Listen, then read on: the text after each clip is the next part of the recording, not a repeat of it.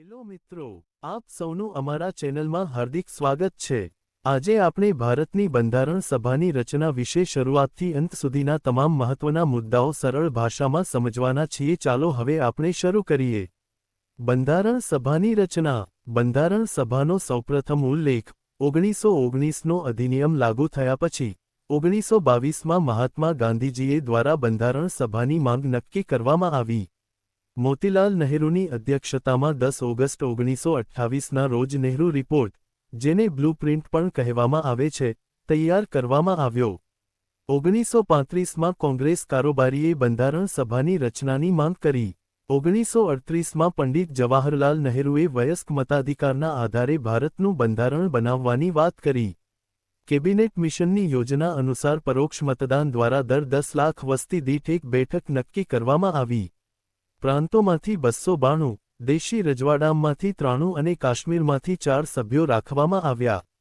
સૌથી વધુ સભ્યો ધરાવતું દેશી રજવાડું મૈસૂર હતું, જેમાં 7 સભ્યો હતા। કુલ 389માંથી 299 સભ્યોની ચૂંટણી થઈ। 9 ડિસેમ્બર 1946ના રોજ પ્રથમ બેઠક મળી, જેના અસ્થાયી અધ્યક્ષ ડોક્ટર સચ્ચિદાનંદ સિન્હા હતા। 11 ડિસેમ્બર 1946ના રોજ ડોક્ટર રાજેન્દ્ર પ્રસાદ સ્થાયી અધ્યક્ષ બન્યા। એચ.સી. મુખર્જી ઉપાધ્યક્ષ હતા અને બંધારણીય સલાહકાર બેનીગલ નરસિંહ રાવ હતા। 13 ડિસેમ્બર 1946ના રોજ જવાહરલાલ નહેરુએ ઉદ્દેશ પ્રસ્તાવ રજૂ કર્યો, જેમાં કુલ 8 અનુચ્છેદ હતા। 22 જાન્યુઆરી 1947ના રોજ ઉદ્દેશ પ્રસ્તાવનો સ્વીકાર કરવામાં આવ્યો।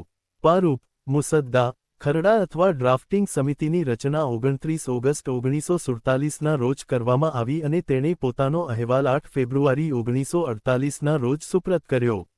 આ સમિતિના અધ્યક્ષ ડોક્ટર બી.આર. આંબેડકર હતા। અન્ય સભ્યોમાં એન. ગોપાલસ્વામી આયંગર, કે.એમ. મુનશી, સૈયદ મોહમ્મદ સાદુલ્લા, ડી.પી.